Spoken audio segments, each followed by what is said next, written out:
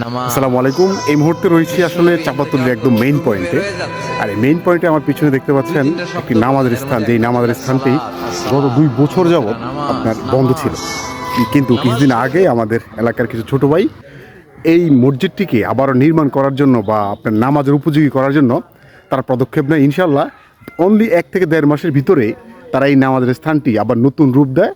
গত গত শুক্রবার থেকে এই মসজিদে আবারও নামাজ পড়া স্টার্ট হয়েছে। আলহামদুলিল্লাহ, আমার এই গ্রামের ছোট ভাই এবং বড় ভাইদের এই উদ্যোগকে আমি একদম মনের অন্তঃস্থল থেকে স্বাগত জানাই এবং দোয়া রইল তাদের প্রতি। আর যারা এই মসজিদে আপনারা দান সৎকা করেছেন বা আপনারা হেল্প করেছেন, অনেকেই হেল্প করেছে, বিশেষ করে আমাদের যেই চাঁপাতুলি যে সিআই সমাজ কল্যাণ প্লাস হলো, অনেক মানুষই এই টাইলস থেকে শুরু করে সব কাজে অনেক মানুষের আপনারা যারা আর্থিকভাবে মানসিকভাবে শ্রম দিয়ে আপনারা এই সহযোগিতা করেছেন তাদেরকে আসলে অনেক অনেক ধন্যবাদ জানাই।